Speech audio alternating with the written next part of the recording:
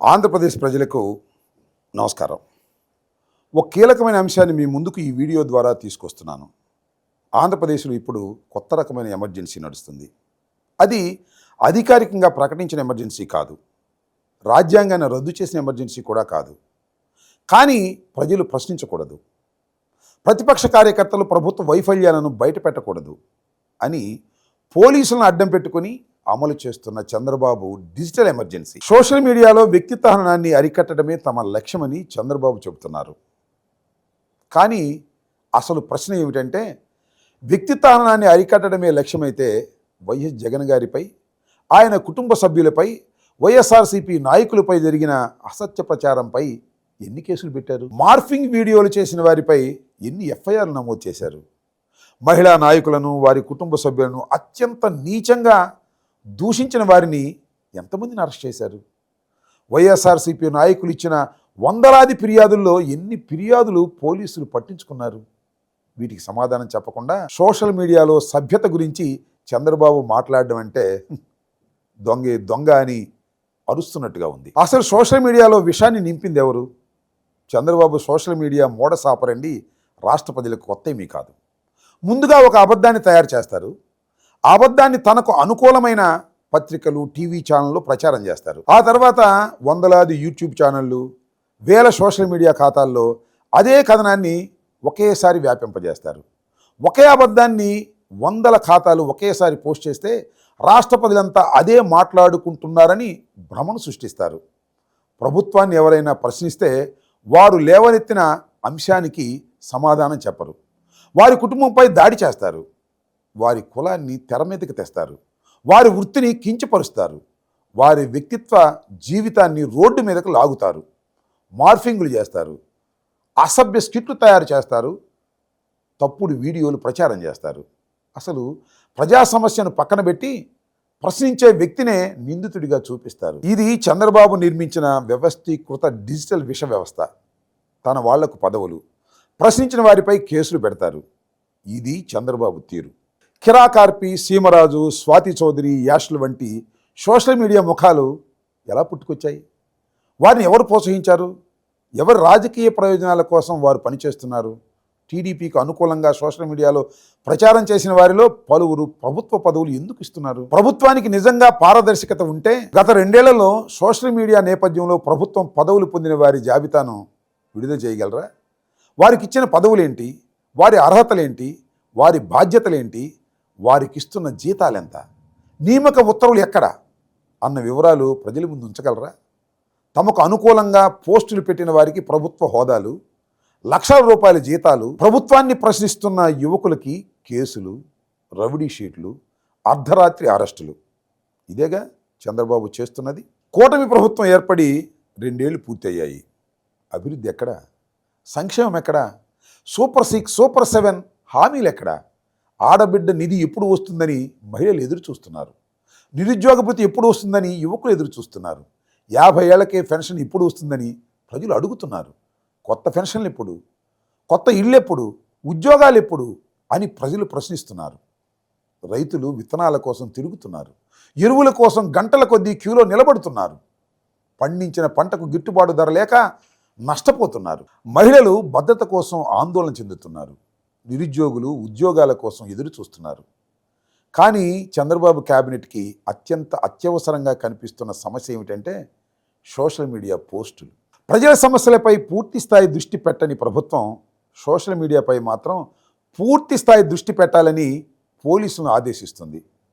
Social మీడియాపై task ఫోర్సులు, cabinet sub కమిటీలు వేస్తారట. మరి custodial మరణాలపై sub committee ఎందుకు వేయరు? పోలీసుల దౌర్జన్యాలపై ఎందుకు వేయరు? అక్రమ నిర్బంధాలపై ఎందుకు వేయరు?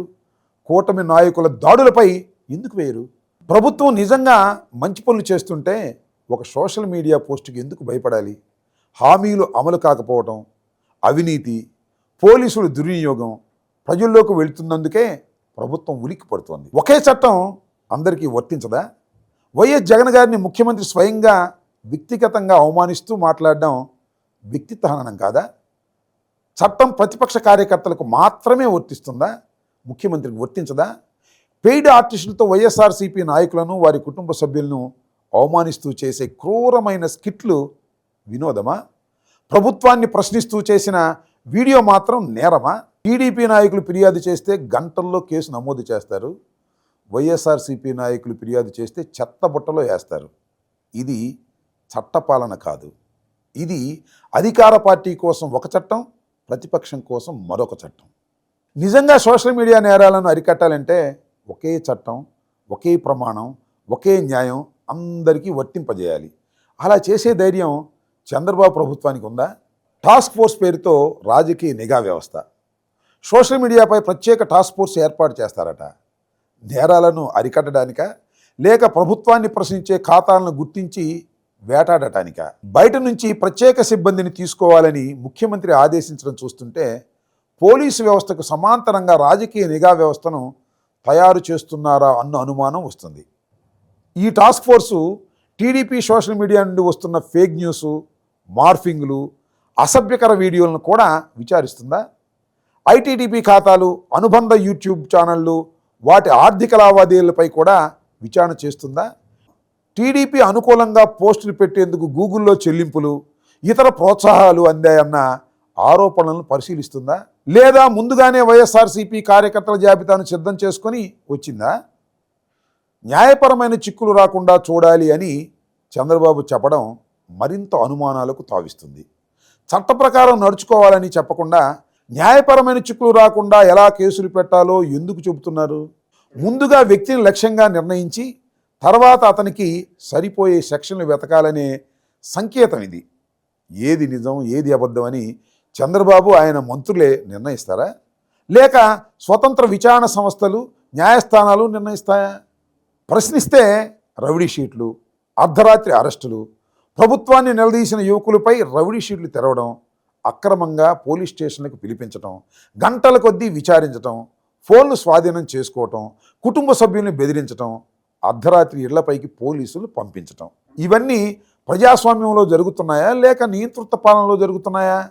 ప్రతిపక్ష కార్యకర్తలు ఇళ్లపై దాడులు చేసిన వారు వీడియోలో స్పష్టంగా కనిపించినా అరెస్టులు ఉండవు. కానీ ఒక పోస్ట్ పెట్టిన యువకుడికి ఇంటికి మాత్రం అర్ధరాత్రి పోలీసులు వెళ్తారు. పోలీసుల పని ప్రజల ప్రాణాలు, ఆస్తులు, హక్కులను కాపాడటం.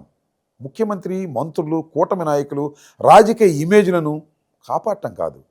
ఒక పోస్టును ఆర్గనైజ్డ్ క్రైమ్గా చూపిస్తారా?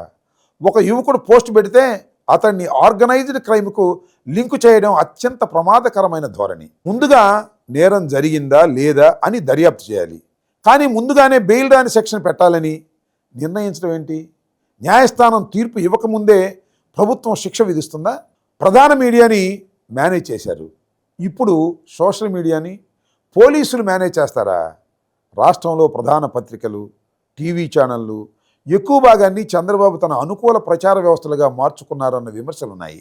ప్రభుత్వ వైఫల్యాలను ప్రధాన మీడియాలో చోటు లేకపోవడంతో ప్రజలు తమ సోషల్ మీడియా ఖాతాలని సొంత ఛానళ్లుగా మార్చుకున్నారు. ప్రభుత్వ అవినీతిని బయటపెడుతున్నారు. పోలీసుల దౌర్జన్యాలను రికార్డ్ చేస్తున్నారు. పోలీసుల వైఫల్యాలను ప్రశ్నిస్తున్నారు. ప్రజల చేతిలో ఉన్న ఒకే ఒక్క వేదికను కూడా చంద్రబాబు తట్టుకోలేకపోతున్నారు. అందుకే మొదట ప్రధాన మీడియాను మేనేజ్ చేశారు. ఇప్పుడు సోషల్ మీడియాని పోలీసులతో మేనేజ్ చేయాలని చూస్తున్నారు. చంద్రబాబు కోరుకుంటున్నది స్వతంత్ర మీడియా కాదు. తన్ను పొగిడితే జర్నలిజం, ప్రశ్నిస్తే నేరం అన్నట్టుగా పాలన చేస్తున్నారు.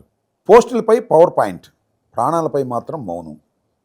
కేబినెట్ సమావేశంలో డీజీపీ సోషల్ మీడియాపై పవర్ పాయింట్ ప్రజెంటేషన్ ఇచ్చారట. మరి సాయికృష్ణ మరణంపై ఎందుకు పవర్ పాయింట్ ప్రజెంటేషన్ ఇవ్వలేదు? మృతదేహం మాయం చేశారన్న ఆరోపణపై ఎందుకు చర్చించలేదు? రహస్యంగా దహనం చేశారన్న ఆరోపణపై ఎందుకు మాట్లాడలేదు? సీసీ ఫుటేజీలు తొలగింపై ఎందుకు నోరెత్తలేదు? తన కుమారుణ్ణి చంపేస్తున్నారని కుటుంబ సభ్యులు, పోలీసులు, ఉన్నతాధికారులకు మొరపెట్టుకున్నా స్పందించని ప్రభుత్వం సోషల్ మీడియా పోస్టులపై మాత్రం అత్యవసర సమావేశాలు పెట్టుకోవటం సిగ్గుచేటు కదా? క్రాంతి కుమార్ పోలీసుల వేధింపులతో ఆత్మహత్య చేసుకున్నారన్న ఆరోపణపై డీజీపీ ఎందుకు సమగ్ర నివేదిక ఇవ్వలేదు? గంగమ్మ, కళావతి, తిరుపతమ్మ ఘటనలపై కేబినెట్లో ఎందుకు చర్చించలేదు? సోషల్ మీడియా పోస్టుల కంటే మనిషి ప్రాణాలు తక్కువ? కస్టోడియల్ మరణాలపై టాస్క్ ఫోర్స్ లేదు. పోలీసుల దౌర్జన్యాలపై టాస్క్ ఫోర్స్ లేదు. అక్రమ నిర్బంధాలపై టాస్క్ ఫోర్స్ లేదు. కానీ వాటిని ప్రశ్నిస్తున్న ప్రజలపై మాత్రం టాస్క్ ఫోర్స్. ఇది డైవర్షన్ రాజకీయం. సూపర్ 6 హామీలు వైఫల్యం నుంచి ప్రజల దృష్టిని మరలించాలి.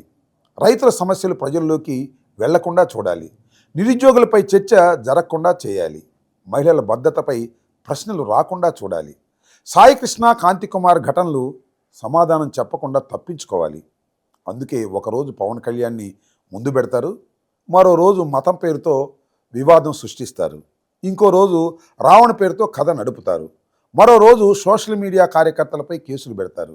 ప్రజల సమస్యలకు సమాధానం చెప్పకుండా వివాదాలు సృష్టించడం, ప్రతిపక్షంపై నెట్టడం, పోలీసులతో గొంతులు నొక్కించడం ఇది చంద్రబాబు పాత రాజకీయ పద్ధతి. చంద్రబాబు గారు, మీ అబద్ధాలను ప్రచారం చేయడానికి వందల యూట్యూబ్ ఛానళ్లను సృష్టించుకోవచ్చు, వేల సోషల్ మీడియా ఖాతాలను నడుపుకోవచ్చు. మీకు అనుకూలంగా పనిచేసే వారికి ప్రభుత్వ పదవులు, లక్షల రూపాయలు జీతాలు ఇవ్వవచ్చు. ప్రభుత్వాన్ని ప్రశ్నించిన యువకులపై కేసులు పెట్టవచ్చు, రవిడీ షీట్లు తెరవచ్చు, బెయిల్ రాని సెక్షన్లు వేయవచ్చు, అర్ధరాత్రి అరెస్టులు చేసి కుటుంబాలను భయపెట్టవచ్చు, టాస్క్ ఫోర్సులు వేయవచ్చు, ఫోన్లు స్వాధీనం చేసుకోవచ్చు, ఖాతాలను మూయించవచ్చు. కానీ ప్రజల మనసుల్లో ఉన్న నిజాన్ని తొలగించలేరు. ప్రజలను కొంతకాలం భయపెట్టవచ్చు, కొన్ని గొంతులు తాత్కాలికంగా నొక్కవచ్చు, కానీ ప్రతి గొంతును శాశ్వతంగా మూయించలేరు. సోషల్ మీడియాలో విషాన్ని నింపిన వారే ఇప్పుడు సోషల్ మీడియాను శుద్ధి చేస్తామని చెప్పడం దెయ్యాలు వేదాలు వర్ణించినట్టుగా ఉంది. దొంగే దొంగ దొంగ అని అరుస్తున్నట్టుగా సోషల్ మీడియాలో సభ్యత గురించి చంద్రబాబు మాట్లాడుతున్న తీరును ప్రజలు గమనిస్తున్నారు. ప్రజల గొంతును నొక్కిన ప్రతి ప్రభుత్వానికి చరిత్రలో ఒక తీర్పు వచ్చింది. చంద్రబాబు ప్రభుత్వానికి అదే తీర్పు తప్పదు. మరిన్ని అప్డేట్స్ కోసం ఛానల్ను సబ్స్క్రైబ్ చేయండి. నోటిఫికేషన్స్ కోసం బెల్ ఐకాన్ పై క్లిక్ చేయండి.